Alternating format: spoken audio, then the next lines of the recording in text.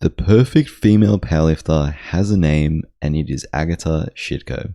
But what if we could piece together an even more perfect creation consisting of the best parts of the best lifters in the world?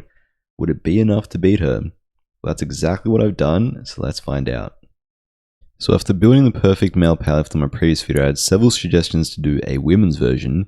However, as a lot of you noted, that is pretty much already Agata Sitko. So instead, what I'm going to try and do is put together a lifter who I think can potentially take down the queen of powerlifting. So I have two very simple rules. Number one, it has to be a raw, active, tested female powerlifters that I take these stats from. And number two is I cannot pick Agata for any category, which is hard because I like to pick her for multiple. However, I don't think it's fair to have to use Agata to beat Agata, right?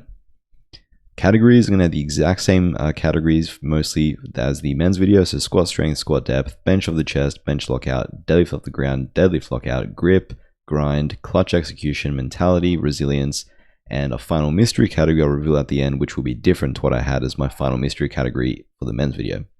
So starting off with squat strength, and this was an easy one. Of course, it is going to be Sunita Mulu, the greatest female squatter to ever live. Has the squat world record with 318 kilos. Former world champion, world record holder in the total as well. This is the biggest squat she's done in competition, 318.5. And squat is an important one because squat is Agata Sitko's relatively weaker lift. I say relatively in heavy quotation marks there, but she's not quite at a world record level like she's on the bench and the deadlift in the weight classes that she chooses to dominate. So it's absolutely crucial that our perfect powerlifting opponent gets off to a great start and builds that early lead over Agata. And who better to do that than Sunita Mulu herself? She has gone heavier than that 318.5 in training and on the platform you see there. That's her standing up with 325.5 at World Games. And initially it was given to her as a good lift, 2-1, but it was unfortunately taken away by the jury. So officially that did not count as a good lift, even though she pretty much stood up with it. I assume depth was the infraction there. But yeah, Sunita Mulu, squat strength gives us that exact advantage we need to start building that crucial early lead against Agata before she inevitably closes some of that gap on bench and deadlift. But we also need squat depth. So it's not enough to have the strongest legs in the world. We need to reliably hit depth and reliably execute those squats on the platform. We can't afford to get those third squats overturned, or else that'll be game over against Agata.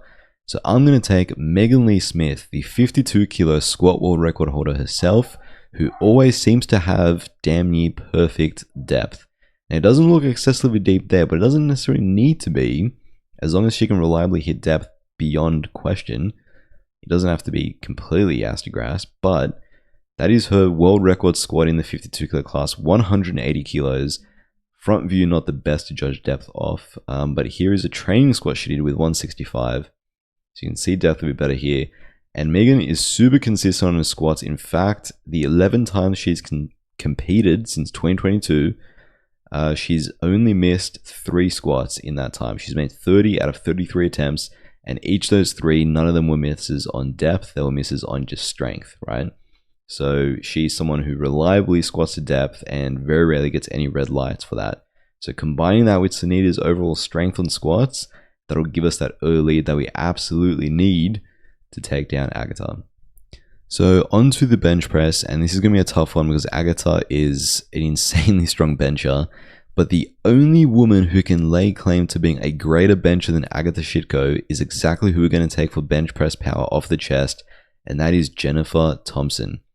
Jennifer Thompson, before Agata came along, was a consensus bench GOAT. Now you can make the case for either one. Agata's just stronger, but Jen's been around for decades and decades, breaking world records, literally since the start of raw powerlifting in 2012, and also way beyond that in equipment too.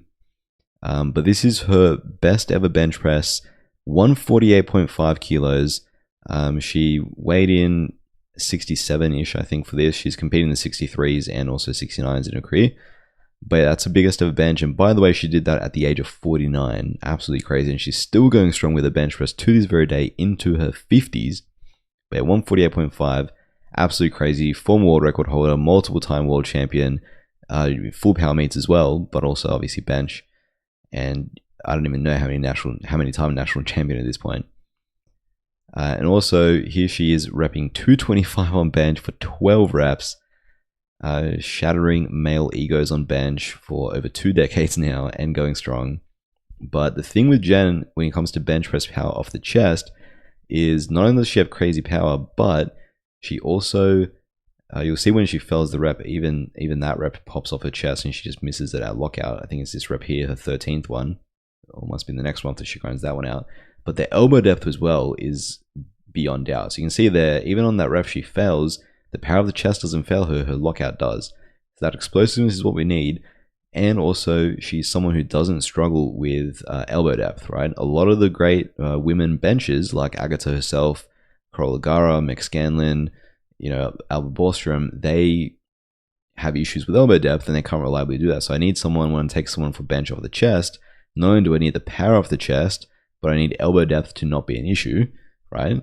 And who better to take than the original bench queen herself, Jen Thompson. All right, so if we're going to combine that immaculate bench off the chest power, we need a strong bench lockout to be able to finish the lift.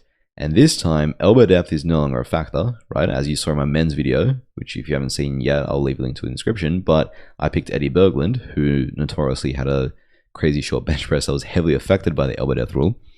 And similarly for the women, I'm going to take Meg Scanlon here. So Meg Scanlon, 63 kilo lifter, or 63 and 69. 143 kilos is the biggest she's done as a 63. And this is her doing 146 kilos at Advances Houston, weighing in the 69 kilo category instead. She's done up to 147.5 on the platform. And you can see that she's heavily modified her technique to be able to hit elbow depth. And her lockout is quite strong. The most she's done in training is this rep that I've seen here, 152.5. Moved pretty damn quick. Here's another rep of 150 afterwards. But super strong bencher. And the thing is, you might mistake that for just a quick bench and quick off the chest. But like I said, the issue with taking her for the off the chest category was number one, elbow depth. But also number two, when she does miss her benches, she tends to miss it like right off the chest. It's almost like she just mistimes that sort of sink and press technique that she's used to overcome that elbow depth rule, and that she does very efficiently and very well. Famously, Russell Orr, he sort of used her as motivation to improve his bench post his Duran's loss at Worlds, right? So that's about as high compliment as you can get for a bench. One of the GOATs using you as an example. But yeah, her misses tend to be right off the chest when she just mistimes that initial drive into the press. Whenever she does get that moving and gets it in the groove, her lockout always looks super, super strong. So yeah, that's why I picked her for this category. Okay, on to the deadlifts. Deadlift off the ground. Again, this was even easier than the Sunita Mulu pick. You know who this is going to be. Natalie Lalai, the 84 plus kilo deadlift world record holder and the strongest raw tested female deadlifter to ever live. And famously, she got a ridiculous weight moving off the floor after a misload. So the photo you can see there is actually her breaking the ground with 322.5 kilos.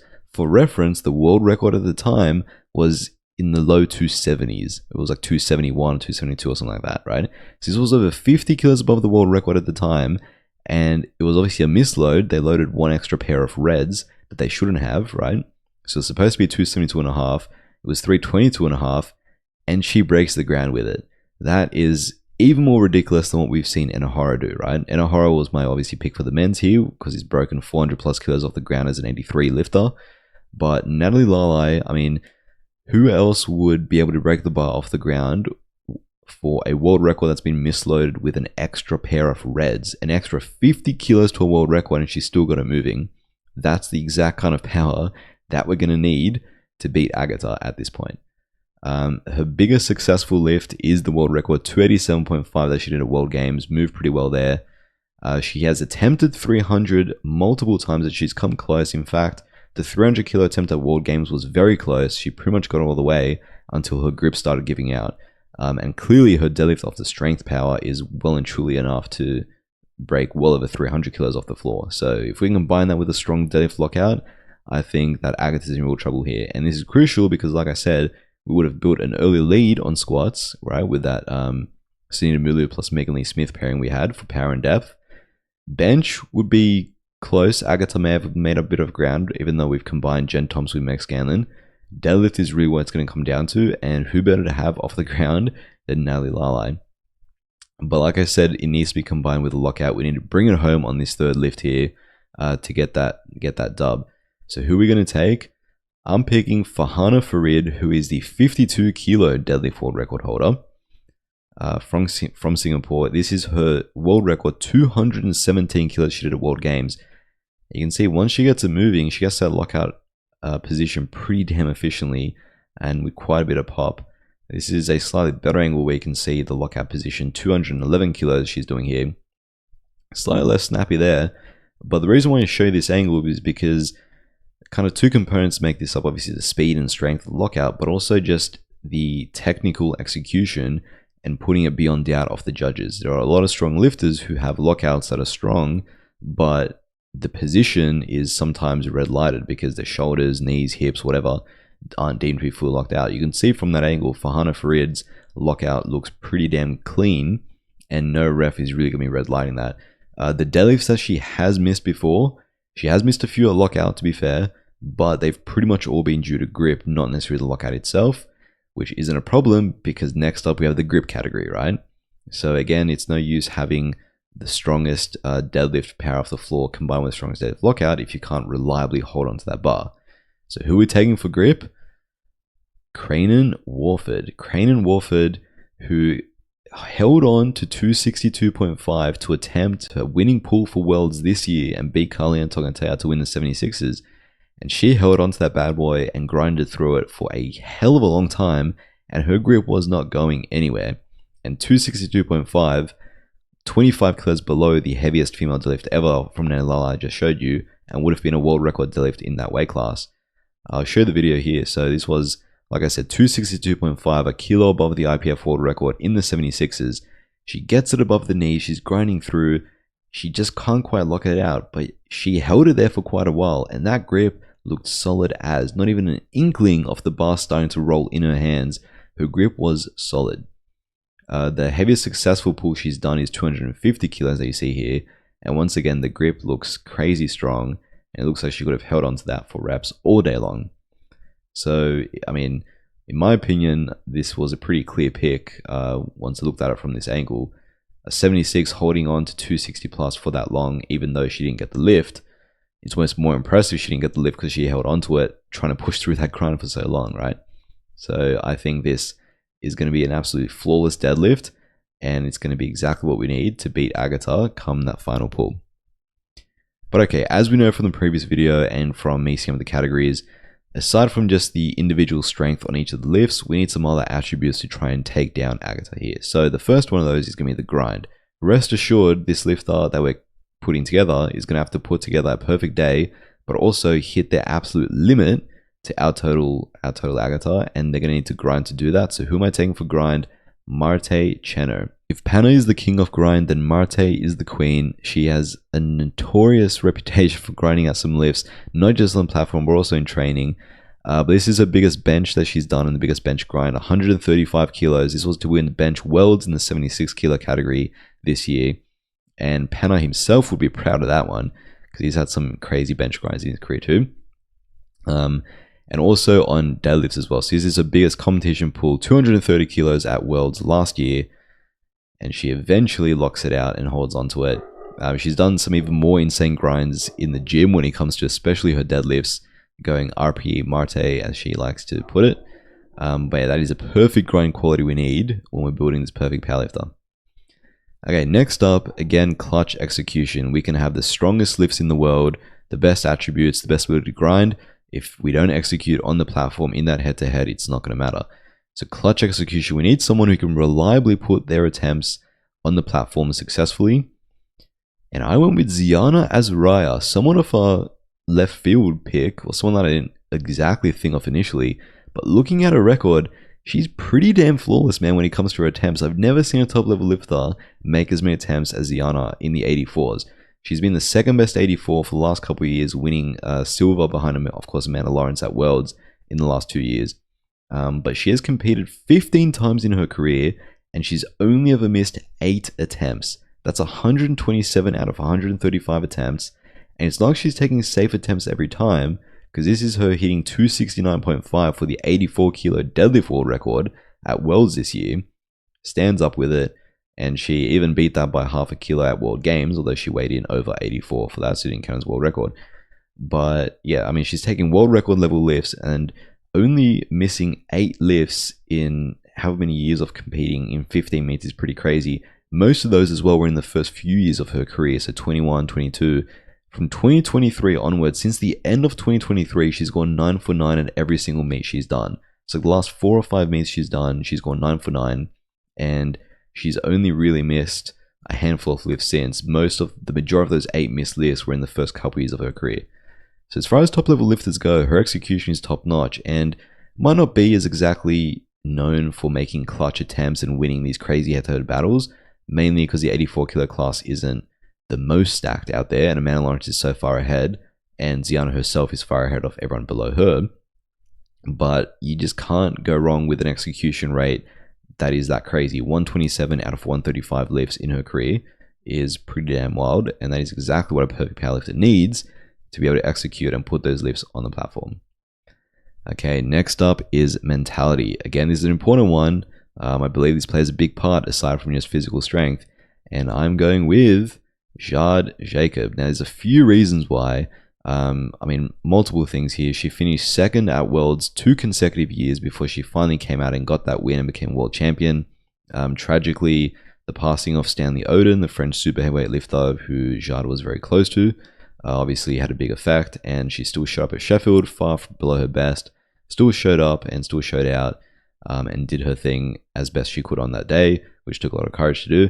But also she's overcome multiple injuries, and what solidified this for me was her Worlds performance this year, where again she came in still below her best but ready to battle the strongest 57 kilo class we've ever seen in Joy Namani and Sarah Naldi, as well as a few others. But this is her grinding through a 182.5 squat, only a few kilos below her best. Her third attempt, grinds it out, walks to the platform, and lights go out, and she passes out completely. That's not feeling a little lightheaded, right? That's not seeing stars after a PB attempt. That is completely lights out, passed out, completely gone, right? Collapsing on the platform. Luckily, she ended up being okay, and she carried on. Not only did she carry on, she pushed her body to that point and continued to do so throughout the day, through the bench and through the deadlifts, to the point where she loaded up the potential winning deadlift to 37.5, which would have given her a world record total and won Worlds that year. And unfortunately, she couldn't quite get it. It was too much on the day. Again, she was clearly not quite back at her full strength yet, but she left it all on that platform, and she was grinding away at that deadlift for quite a while. It would have felt like a lifetime hanging on to the bar in the state that she was in. And as soon as she got the bar slightly moving off the ground, it was too much. But the fact that she even broke it off the ground for a millisecond and about, a centimeter off the ground, whatever it was, after grinding through for so long, was still impressive.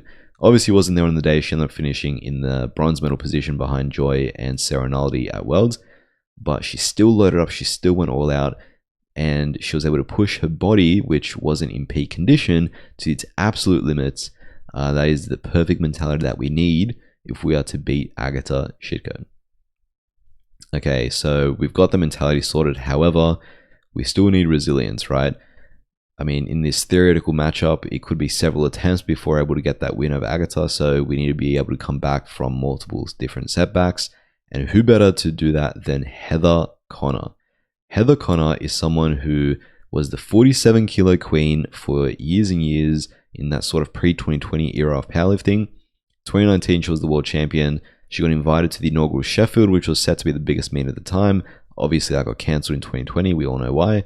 And since then, Tiffany Chapone emerged as the greatest female powerlifter in the 47s and annihilating everyone. And Heather Connor went through multiple injuries and was told that she would likely never get back to potentially be able to compete at a Sheffield and the biggest powerlifting event of all time, despite the fact that she was so close to doing so. And in terms of injuries, she had multiple. Most notably, last year at an SBD rally around June, she competed, and on her third attempt deadlift of 195 kilos that you see here, she apparently ruptured some ovarian cysts, and she had to go to the hospital that very night. That literally happened on that attempt while she was trying to lift that 195. And yeah, luckily she ended up being okay. She went to the hospital and she was back competing just a few months later and hitting PBs again. But again, that's quite a setback to have on the platform. After years and years of trying to claw your way back, she went up against Tiffany Chapone multiple times at the Worlds we've seen since, and Tiff has beat her every single time.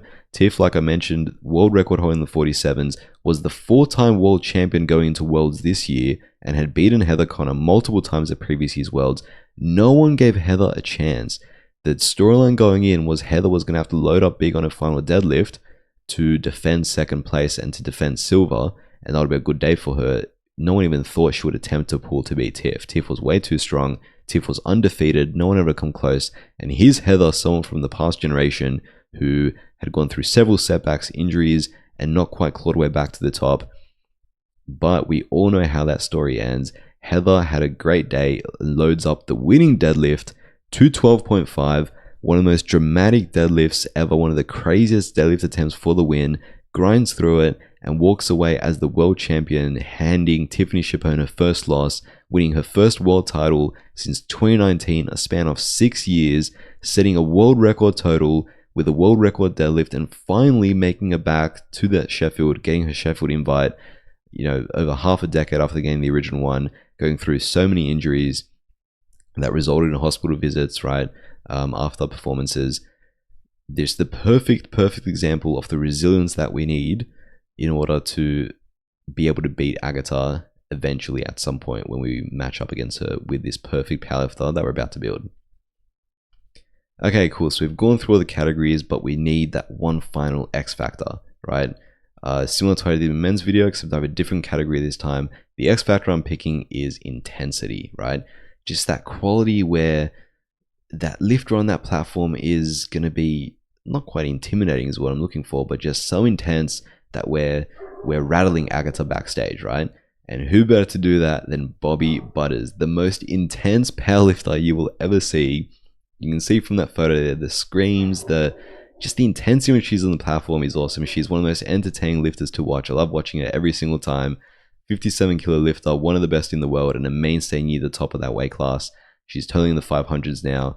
And yeah, that intensity rounds out our perfect female powerlifter in the best way possible.